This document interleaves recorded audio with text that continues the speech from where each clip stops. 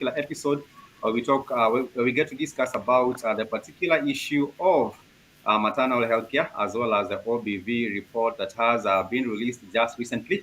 My name is Matthew, and we also do have a wonderful guest with us. She goes by the name Harriet.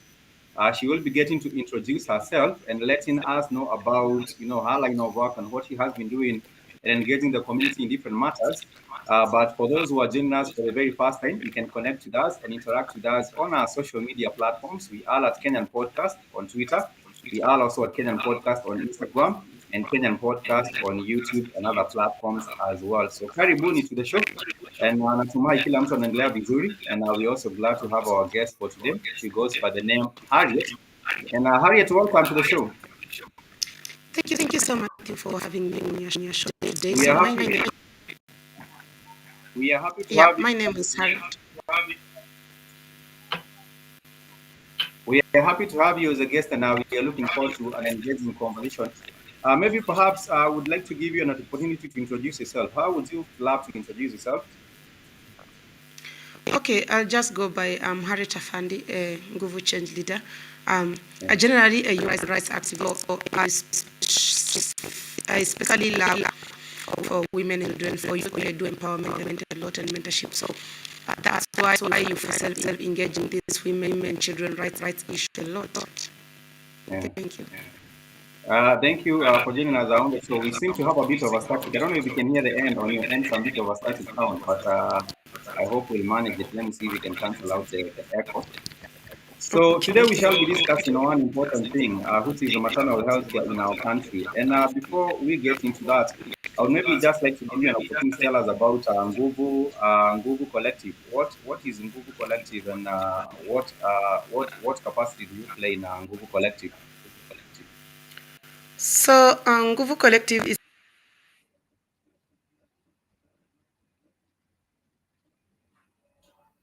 so the aim of Nguvu Collective is to mobilize youth from marginalized communities, those who are capable to drive social change, shift power. When they are capable to drive this social change, they must be capable to shift the power and call for changes to survive the social justice for the vulnerable.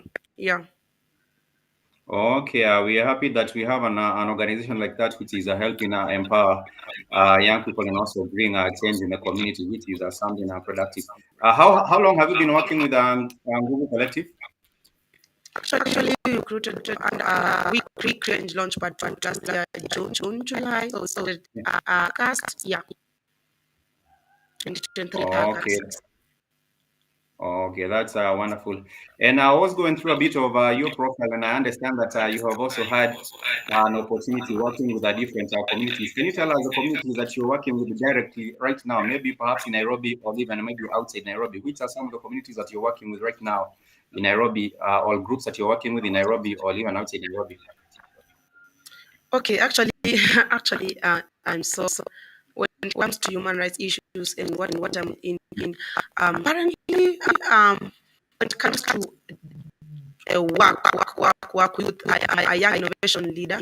So I volunteer at the Hotspur Innovations and Consultant Limited. It's based in Nigeria. So under the Young Innovation Leadership Program, currently I'm mentoring the United Nations intellectual property organization, youth under project called Alaya. These are the Nigerian NSS. So I'm mentoring them under SDC. And in Kenya, currently currently focused on Nguvu. Let me just say we are currently. I've put others aside. Oh, okay. That's quite wonderful that you're doing a great job with a different community organization. So we are here to talk about this OBV report that has been just released recently. And the OBV report, you also feature prominently as part of the contributors or as part of the stakeholders in the research conducted by the OBV report. Because I do see there is a Bright Harriet Foundation, there is a Deborah Show, there is the Able Rights Foundation, and there are other also groups and other entities are involved in this particular research. Can you tell us how you got involved with this particular research, the OBV violence research? Okay, so I'm so sorry to mention that I found and the director at Bright Foundation. This is an empowerment that fosters to empower women through livelihood training and Okay. startup capital based on available funding or support from our partners. Our partners include Impact Dialogue Foundation in India by Palagosh. This is a woman who is globally known and an award-winning rights activist who rescues survivors of traffic. So last year, we collaborated and I secured an asylum in a country, one Kenyan lady and her two children in another country, not to mention where we have this also she stays advocating rights of Oh, survivors. So, yeah.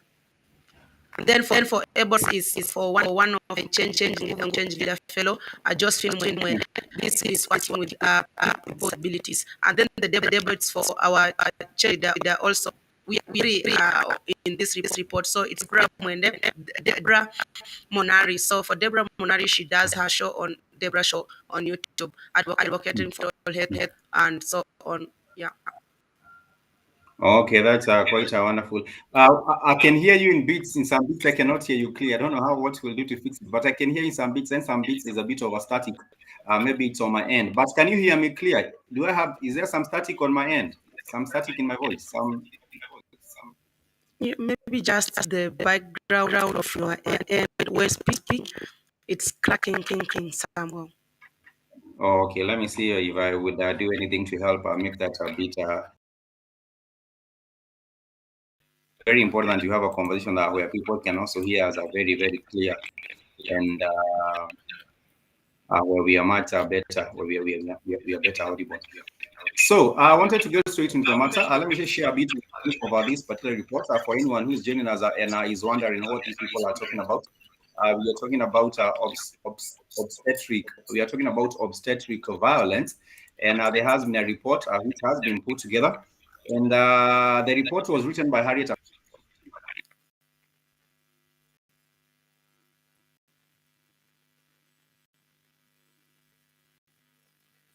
Sorry, Matthew, it seems like we lost you. Let me see.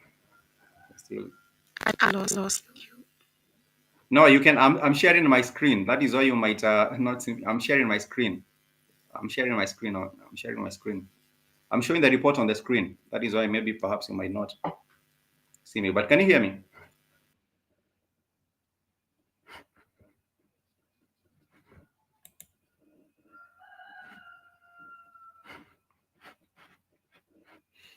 Sorry, we lost. We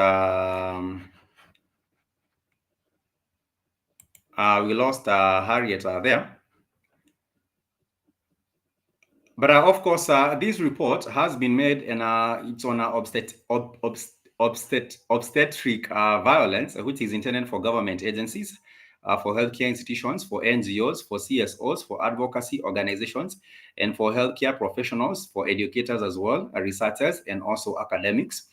And this report can be used in many different ways. The findings and recommendations from this report can be used to inform policy development, enhance training programs, drive advocacy efforts, implement quality improvement initiatives in clinical practices, facility policies, and patient-provider interactions, as well as advance research and innovation aimed at addressing obstetric violence and promoting respectful maternal care, because that is very, very much important. In our country, it has gotten to a level where people sort of feel, or we have gotten to a level in our country where obstetric violence is actually being normalized in our country.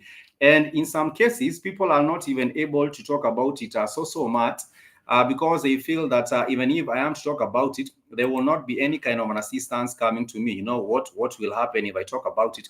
And no one is also coming to my aid, or no one is coming to my assistance. And that is one of the big problems we do have right here in our country, because we are getting to a level where it is becoming very, very much very, very much normalized. And this is a violence when people are supposed to be given better maternal health care. You are witnessing harassment. You might even be witnessing verbal assault, physical assault. You might be even witnessing information being denied or being withheld from you. And that is some of the things that women are going through in different communities right here in the country. And it's very, very much important that this particular matter is brought to the forefront. And one of the things that I happened to realize with this particular report, I believe this is the very first time these reports or this kind of a research is being conducted. And maybe perhaps this is way too late in the day for such kind of a report to be brought together. Whereas this is a thing that has been going on for very, very many years. And one of the things that has happened with this particular report is that the report has actually covered many people. There have been 189 women that have participated in these research, and therefore this is also, in terms of a sampling, this is also a good number when it comes to the sampling that has been done, and this is also shows that many women have been involved in this particular project. And when we were preparing this particular show, I happened to speak to someone who was telling me that they have also experienced this violence when their sister experienced this violence when she was receiving this maternal health care in one of the hospitals in Nairobi. And it's very, very sad that we're talking about it. It's like it's very far away from us, while as this kind of violence being dealt on our women is actually happening on a day-to-day basis. Even if you to look for such kind of an information, even today, you might go to a maternity hospital, or you do find these going on even right now. And this report was actually released on the 8th of April. And I have seen so far there have been a positive response in terms of the people that have received this particular information, even media outlets. I will just name a few of the media outlets. For example, the Citizen, which is a e-newspaper. They are doing a good job sharing this particular report. We also do have the Star. We have had the Capital FM, and also I believe Citizen doing an interview and shedding spotlight on this particular interview. Let me know if you can hear me clear. If you cannot hear me clear, please also do let me know so that we can see what to do in regards to the same. Let me know if you can hear me clear, or if not, so that we can see what to do. So for this particular report, like I did say, 83% of the women who participated in this particular research or this particular survey had experienced at least one form of obstetric violence. And you do get to realize that for these women, like I did say a little bit earlier, sometimes it might involve verbal abuse, it might involve dehumanizing or rude treatment, it might involve discrimination, and it is even particularly worse for women with disabilities, because for women with disabilities, they are treated as if they are not supposed to be part of the society. And this is what is happening with the community. And I think we're back with Harriet. Harriet, I don't know if you can hear me. If you can hear me, please do let me know. Yes, I can hear you. Okay, thank you for joining us once again. Over here, I apologize to the audience. I was telling the audience that this research involved 189 women. Yes, so we were working hand-in-hand, but fortunately or unfortunately, it was surpassed. And I can just say those 189 women are the ones who agreed to our interview, who agreed to share their experiences. And trust me, it's so sad, it's so painful. Like I'm so glad, I'm so happy, and thanks to these women who came out, kept bold and enough to share their stories. But it's painful. These are the traumatized says behind scenes that have been cited. They not 51% you find them they did report because they that thing will be done because OBV has normalized in our hospitals. Like people don't know, like being shouted out at, being mistreated, being subjected to unconsented medical practices, being inserted by doctors as private parts without consent. That's OBV. that's OBV, because to some that seems like sexual harassment. So yeah. And I think also to some level, this report has also involved women from low-income households, and therefore, and even first-time women who are delivering children for the very first time. So for the very first time, they might not know what to expect or what happens in these hospitals, and therefore they are even more susceptible. They become victims because they do not know what happens in these hospitals. Maybe they are giving delivering the child for the first time, or maybe perhaps they are coming from a low-income household where they feel that they are at the mercy of these medical practitioners. So you do not know. You think that you are at the mercy of these doctor. But also, let me know what are some of these types of OBV? What are some of the types of OBV? Let me know. Tell us a little bit about these types. So types of OBV comes in many ways: being shouted at, being yelled in the hospital, or being diagnosed. So going to the hospital or expectant. Remember, OBV does not happen necessarily when someone is in pain, like when going to the maternity during labor. No, OBV happens in pregnancy when you visit those prenatal clinics. It also happens now due birth and after giving birth, when they are got those clinics still not they have not been discharged from the hospital. So forms of OBV or other types of OBV comes in like being shouted at, not being given proper care attention that you would like to be given, like feeling the pains and the doctors are giving you this one. Um, as this is Kenyan, let me just quote from Sa, like the being told like ini kawaida tembea tu hapo fanya mazoezi utakuwa sawa, mtoto bado. So when these have been their have been disregarded, now they exercise by the baby is now getting in the womb, and then the end of the day they're being taken into emergency. After going those rooms like that baby is gone, like gone. The baby was tired tired of waiting in the womb, and then it was gone. But they went and the baby was fine. Was there when the ultrasound was taken. So that's sad. That's sad. Then it's unfortunate that people who commit these offenses are not the doctors, nurses, but also the staff. Like we feel like 19% is the hospital staff and clinical staff. We find 4% are doctors, obstetricians, and gynecologists, and then the highest percentage is at around 50%. This are nurses. So it's so shocking. Thank you.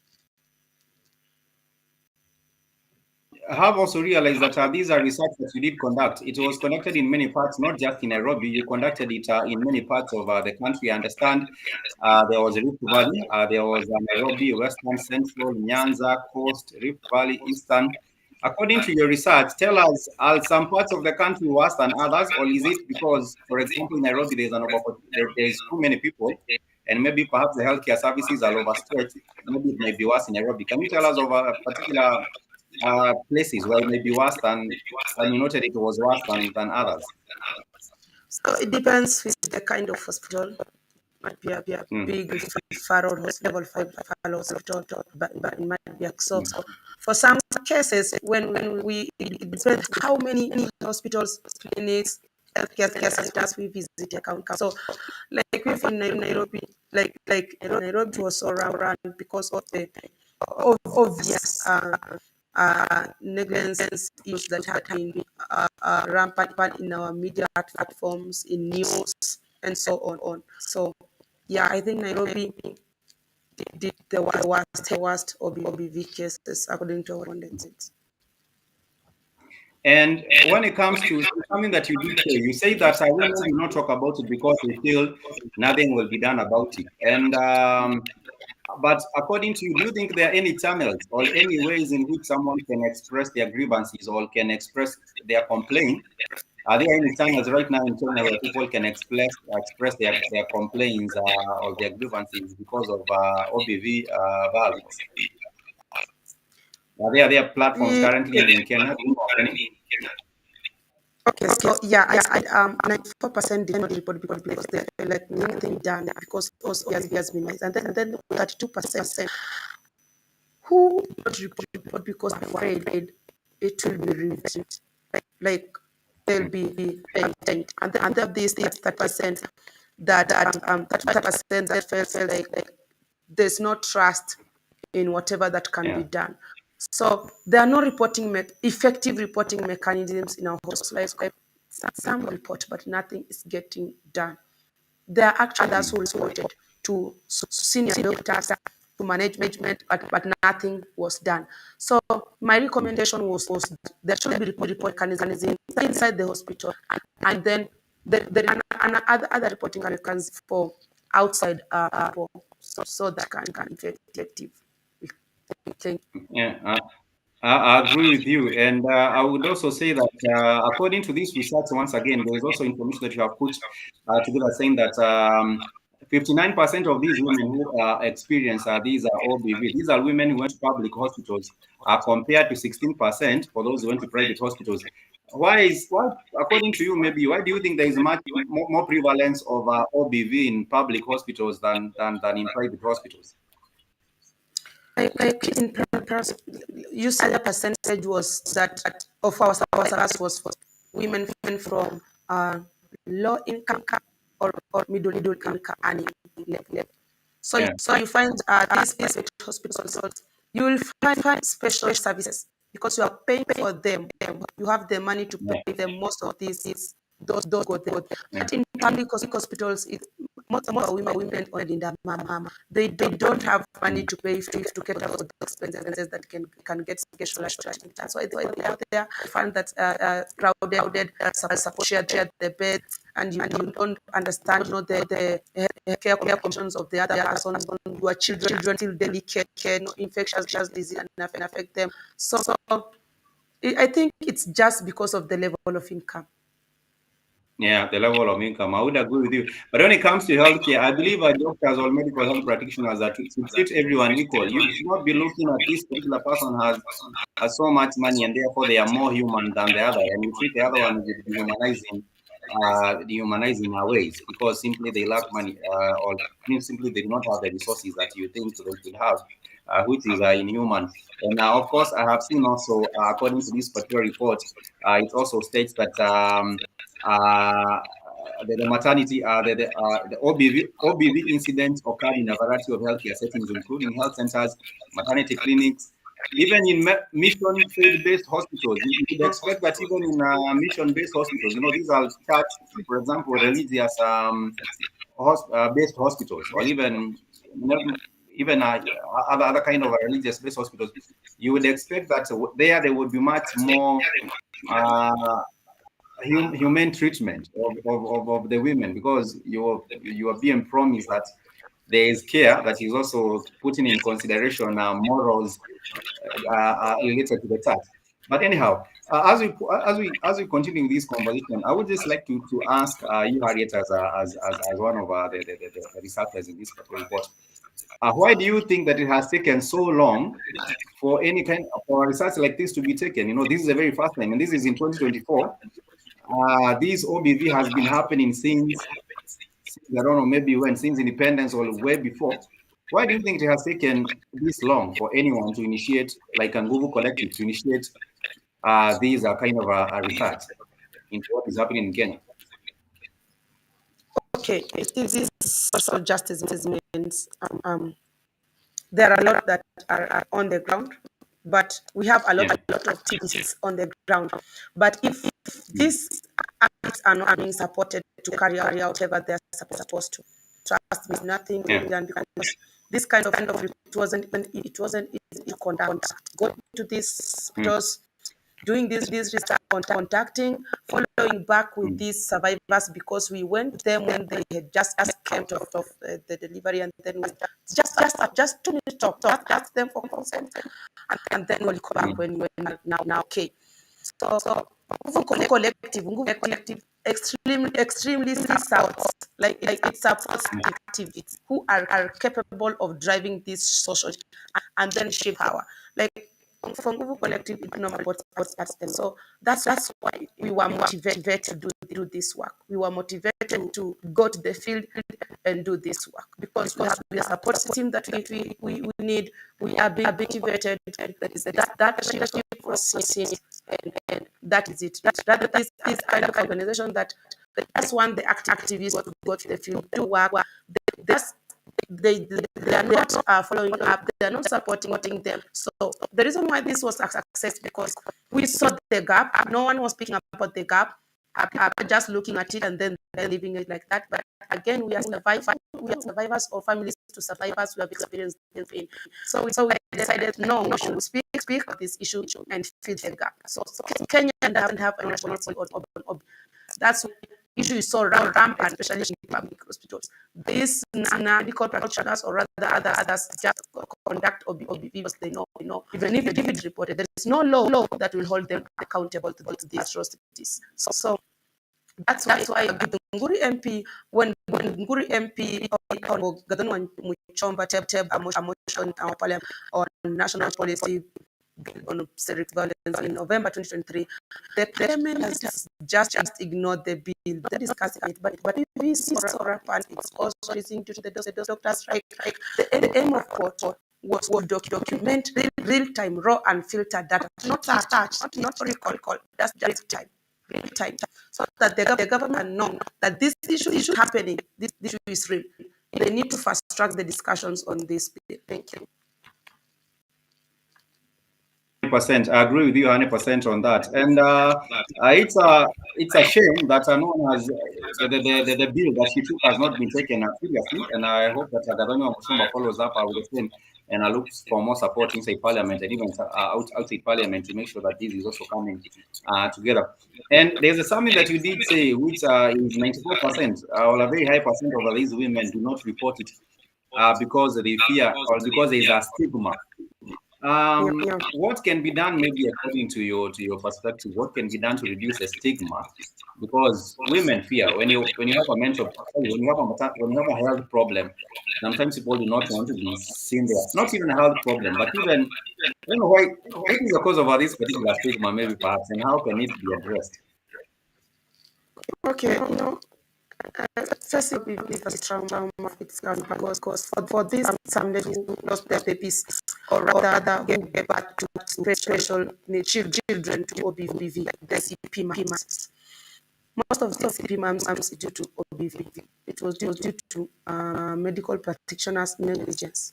They just left them. They did not take care of them. They did not look after them. They did not give them proper care or proper attention. Now they ended up having a special needs children. They are still suffering because when the tough times, the tough of life, like a CP mom or father, family are taking care of their children.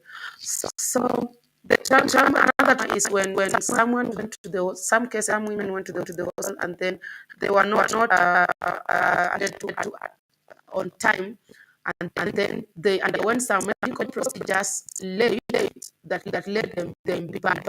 They were not actually bad because to give birth.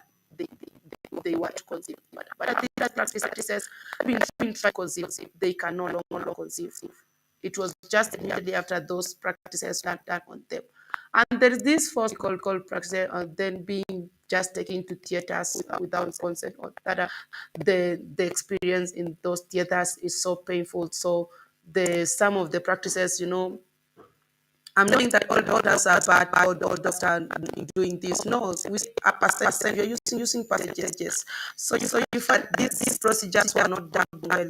They have these women with long-term conditions that have affected their relationship with their partner, their intimate relationship with their partners, now their family relationships, their child development, health, or rather they develop healthcare complications onward, and the woman also develops complications onward that affects them, and then they come to a point they say, no, I'll never give birth again, I'll never go to the hospital again. Some end up in trust. Most of them lost trust in the doctors, and that.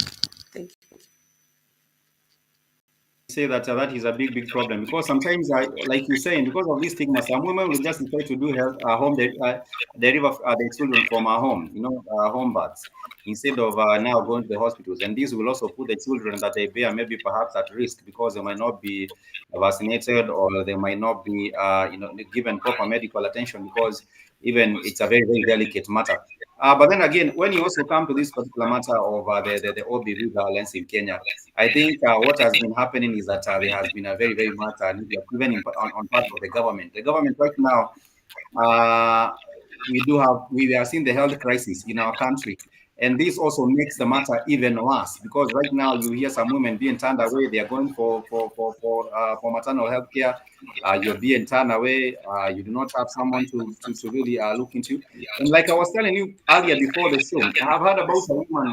I was talking to a lady, and she was telling me that her sister was delivering a child this particular week, and they did experience OBV in one of the hospitals right here in Nairobi. And she didn't even make a point of recording some recording what was happening in that particular hospital, just for the sake of backing up what she was actually saying.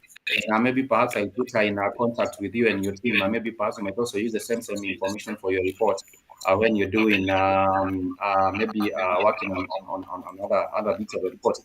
But tell us a little bit, as we get in also now. Tell us a little bit about these effects of the OBV on maternal health and the infant, and also the health of the child. Tell us a little bit about the impact, because one of the impacts I believe is trauma, but it goes even beyond trauma. It goes even if there are financial implications as well, because if the wound was not well addressed, it means that the woman will still come back to the hospital again and again and again, and she'll have health complications. Tell us a little bit more about the implications or the effects of this OBV on the infant, on the woman bearing the child, and also maybe perhaps on the family at large. Okay, just as I said in my previous video, is in my previous response, the impact in it affects the intimate relationship with the mother, father, or the lady and her partner. It affects the intimacy relationship between the two, because of first medical practices or procedures, and then forced sterilization. You find that this lady comes to a point can no longer give birth, and from some it is socioeconomic. If I cannot give birth, she's being rejected in that family. She can no longer stay with their son.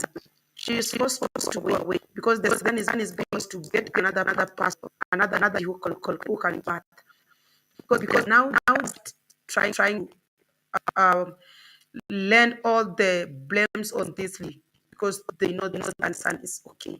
Another thing I said is it leads back of children with disabilities. I didn't want to say disabilities. I used special needs, because we normally say special needs, because disability is just, it's outdated. It's people with special needs. So most of them are children living with CP. So yeah, those who have a condition of CP. Like one of us, was born with CP. So you can see those are the kind of children.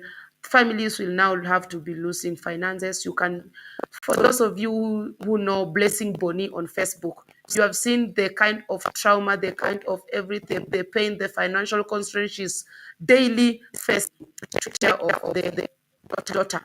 So that's the thing happened. The implications that we came across. I would say also, do we need special policies are being made to protect women? Protect people with special needs in regards to maternal health. Do you feel, according maybe to your personal or individual opinion, that we need even special kind of a policy that would safeguard the interest of people with a special needs when it comes to maternal health care? Because I don't think that is in existence. We do not have that kind of a policy that safeguards people with special needs when it comes to them delivering children. I think most of the time you'll find them also now being treated or being taken through the same process as there are people without special needs. Do you think that there should be also more policy going into addressing special people of us with special needs when it comes to maternal health care? Okay, so here is the case. So this is, actually 11% of our respondents were women with disabilities, with special needs. Like Vas, she's a lady with special needs, and she experienced extreme OBV into hospital before she was assisted at KNH. So you see, there is no national policy on OBV. And then these hospitals, I think only a few private hospitals can affect people with special needs, mom with special needs, those who can or those who on wheelchairs. So there is no support system in these hospitals. Like only beds, no private area for these women where they can just go. Don't climb bed. So in this national policy bill that our Honorable Gadoni tabled in the Parliament, the policy is going to address these issues that are affecting maternal health care. That's why I need that policy in action. If members of Parliament discuss this bill and then pass the bill and then get signed, now have a national policy on obstetric violence in Kenya, it will help a lot. It will prevent all these activities that face women. I agree with you 100% on that. But then again, when now it comes to matters of support, like you just mentioned, support for even maybe counseling, are there any platforms for counseling women who have gone through trauma, medical trauma, getting maternal health care, or not even just maternal health, but even are there any platforms such as that where people can get counseling or support? Because one of the things I do believe is that most of these women, they have already undergone irreparable damage, which means that this is something that they will live with a scar for like the rest of their life. It means that even healing might heal physically, but even now healing mentally would also be a very, very big problem. Psychologically, I mean, would also be a very, very big problem. But are there any such platforms where women can get assistance or support in terms of psychological counseling or psychological support? Do you know of any? Yeah, my fellow individuals finance an organization called African Rights Organization. She offers support in terms of psychological and mental health support. And then for Deborah, she has also. She offers psychological and mental health support for such cases. And then we have many others that are we cannot just for the government right now. I'm speaking of those that know right now that I've seen do work. And then in the hospitals, not unless it's during the clinic calls, I've seen so far a segment or rather somewhere that these people can get. There are, but not all hospitals for psychological counseling. There are not hospitals. There are there are other ones who just have the offer that you can go there.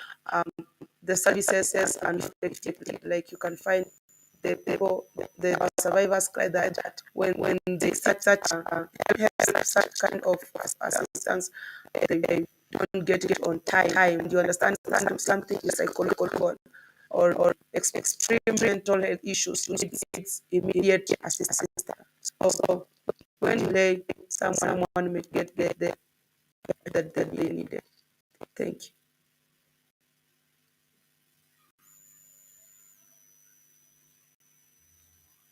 Agree with you on that.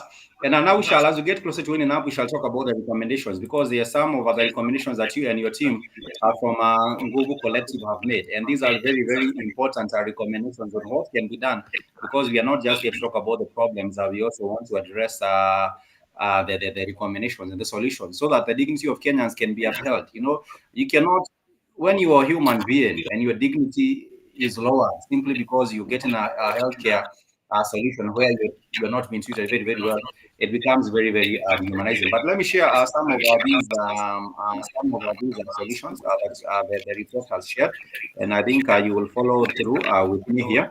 And the number one solution, I do believe, is legislation and policy development. And I think, like you were saying, the Honorable Gadoni Mushomba has been working hard to sort of bring through new legislation and policy that would address OBV. But apart from these legislation at the national level, do you think that also there should maybe also community driven initiatives, not just at the not just the national parliament level? Do you think that also there should be maybe like policies that maybe perhaps would be made at the grassroots or the community level that might also help? For example, maybe Yes. even bringing up Nyumba Kumi, find a way which maybe something can be addressed where tell us maybe some of these solutions that you think are might be important at the community level. Thank you so much. Actually, what was intended to address the government of Kenya, the NGOs, are Yeah. those organizations that fight for the rights of medical practitioners, like the KENYAN, educators or sensitizers on maternal health care. Those are the grassroots organizations now, the NPOs, the NGOs, the CSOs that deal with women empowerment or rather women rights. So they should take initiatives to incorporate sensitization mechanisms, sensitization programs, their organizations when doing this. Also visit hospitals and consent if they can this expected mothers in the clinics or rather just designating areas where they can call on and then do that. So another recommendation which is so crucial is to for the government to continue reminding these doctors of their what they're expected to be doing, like this hospital, like they need to be treating these patients with proper, or rather, that special, they should give these special healthcare treatment, and they should just understand because if they were they want to train him because one of us nurse or she understands better that they were trained they want to handle patients. Like you cannot just handle someone who came to you crying for help, then you are turning them away. You are shouting at them, you are yelling at them. I think for me that's not quite appealing. Yes, agree with you 100% on that. And also, when it comes to like the awareness on the ground, I also tend to believe that there is not enough awareness on the ground. I think, like Abby was saying earlier, it has been normalized in such a way that people do see it like any other day in a hospital. People just assume that this is just normal. So I do believe that even when it comes to the awareness being created on the ground, we have seen many resources being put towards gender-based violence. You know, a lot of organizations have invested resources to creating awareness against gender-based violence. But now, when it comes to these OBV, there is not equal resources being put towards the same. Even when it comes to funding, for example, maybe with a Bright Harriet Foundation, you find even if you do a proposal for funding for awareness for OBV, it might not be taken as much seriously as with other kind of awareness campaigns. So I do believe that there is a very, very big need for that to happen. Apart from that, this report also suggests a healthcare system strengthening, improving access to quality maternal healthcare services, and also ensuring availability of essential medicines and equipment in healthcare facilities. If you do remember, there was a campaign known as the Linda Mama campaign, and with the former government, there was Margaret Kenyatta, the Honorable Margaret Kenyatta, also doing a whole lot of work in terms of maternal health care. You know, there was those mobile trucks where they would also help women and also accessing maternal health care. But with this new government, I'm not sure. I'm yet to see what programs they are. Maybe they are there, but I'm not aware of them. But I do hope to see much more of that happening. Apart from that, another recommendation was establishing grievance mechanisms. That is what I was asking you a little bit earlier. Are there any mechanisms so people can raise their complaints? And you were letting me know that there are no internal or even external grievance mechanisms. There are internal How will this help address the matter? there are internal grievance mechanisms, but they are not effective. Like, uh, there are this, I told you, like, we said 94% did not report. They did not report because OBV has been normalized. Like, they heard from their friends, families, that they underwent OBV. They were faced with OBV, but they reported, but nothing was done. They reported even to senior hospital. You have seen all round media campaigns on social injustices in our maternal health care. You have seen some big hospitals being on the limelight. But when this highest level of the get involved, they just say we have opened investigations and they're you will not hear what they did. Like for my first campaign on change organization, it was about justice for Judy Wambui and the women of Kiambu County. And Governor, Honorable Martin, initiated investigations into that matter because this lady went to the hospital at 9 a.m. She was in her labor, but then until 4 p.m. in the evening, no doctor, no nurse had attended to her until she lost her baby in the womb. In the womb, she went there when the baby was still alive. So such cases, my campaign was demand for, like, just for them to update the people on what is going on, so they can just be sure that something being done to say no to this. But nothing has ever said, nothing has ever been up. It's now 1 year. So you see, even if you report in the hospital, nothing has been being until the public outside comes in. That's why I say there should be reporting mechanisms in the hospital, and then there should be in the same hospital. There's also outside reporting mechanisms, just like auditing. Company cannot itself, and then matter cannot be effective. No. Yeah. I don't think that's Yeah. effective. It should be always someone the outside who can the job better. Thank you. Yeah, I agree with you. And what I have realized also, another thing that is also lacking with this matter of addressing maternal health, I would say that this fight has been left to the women alone, which is very sad because men also ought to be very much at the forefront of this particular fight. We realize with problems with maternal health, it's women who are really left at the front, at the battlefront. And we also do have the voices of weak men also being very much needed. For example, in Parliament now we do have that. Now that we do have Gadoni Mushonga pushing for the same, we should have even men supporting her to the very highest, to the highest extent that they are able to support. Another thing that I have also seen is that women sometimes, because you would wish or you would hope that all the women in parliament right now would be supporting Gadoni or Mushomba with this particular bill. But then again, you see sometimes women are also slapping this. But I'm saying this is not just a prerogative of or just a role for women. Even men should be at the forefront, advocating for these particular changes that are needed. And right now, for me personally, I do believe that there is an opportunity. For example, now we have shifted from the NHIF. We have gone to the SHIF.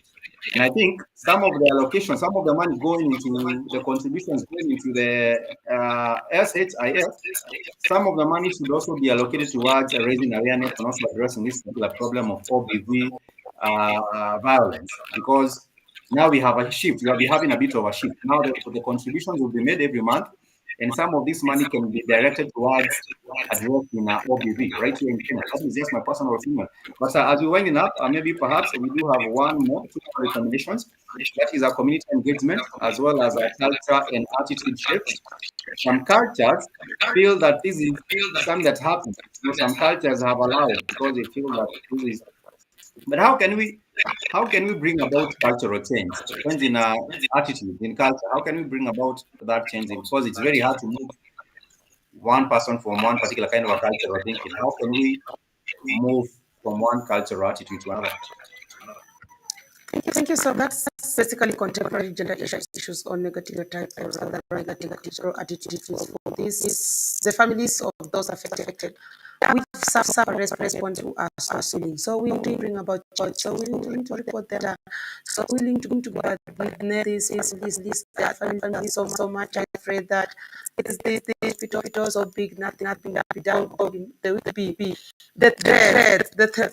I say that 32% felt like we cannot respond because they now range on or do something on us. So you find this, their partners or their members them not to report just to persevere with the thing, but they are still willing to stop. So we are communities also who feel like getting into the limelight and speaking about yourself, speaking about your experiencing, especially these maternal health. It's just a taboo to them. Like it's a shame in their community. It's a shame. They now victim blame the shame. Will shame the woman. They will do victim blaming. So those are some of the negative cultural attitudes that we face.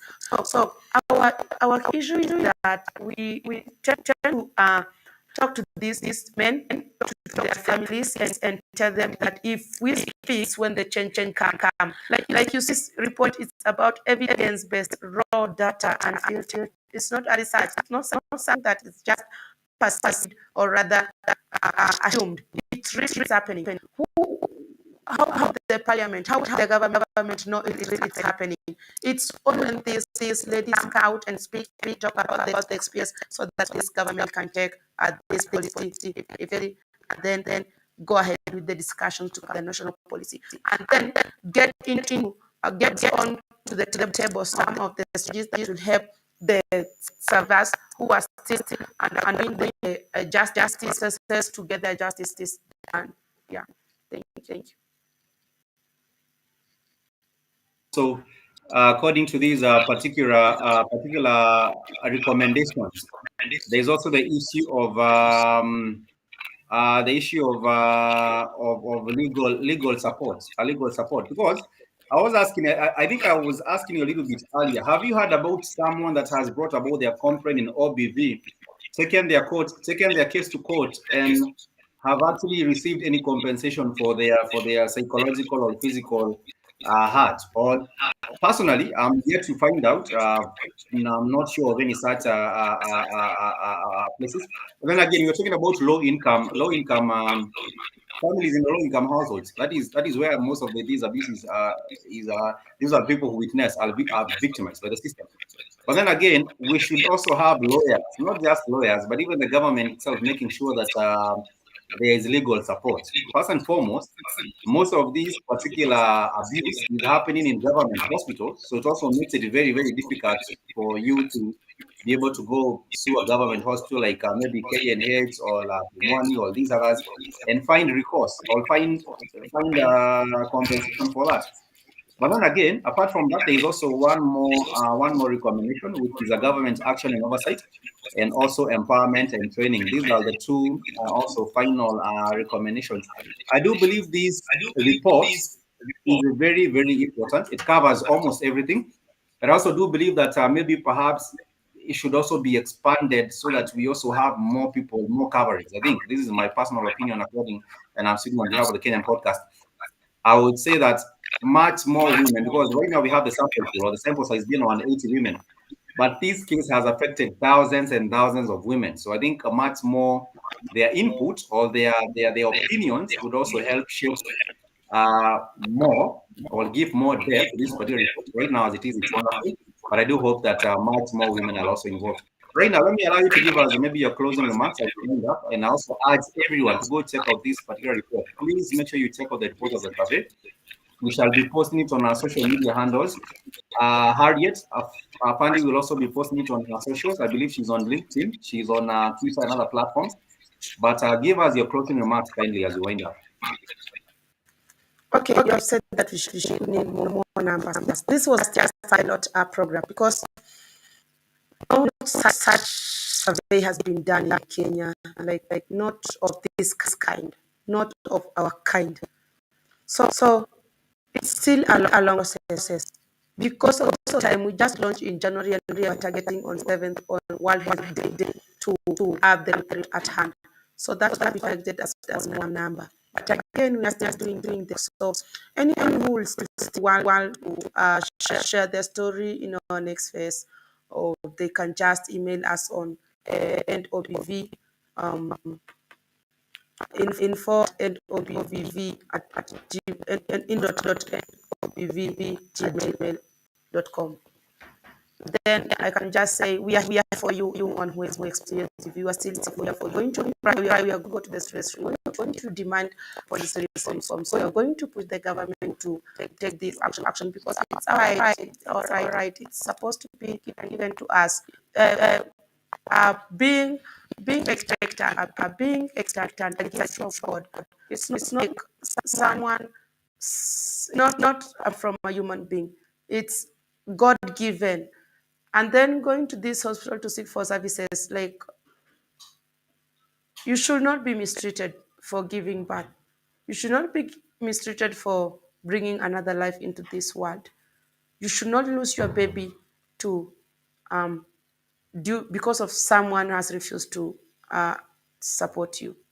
But that's all from my end. Thank you so much. If you want to find me, just use Harriet Afandi on any social media. Thank you.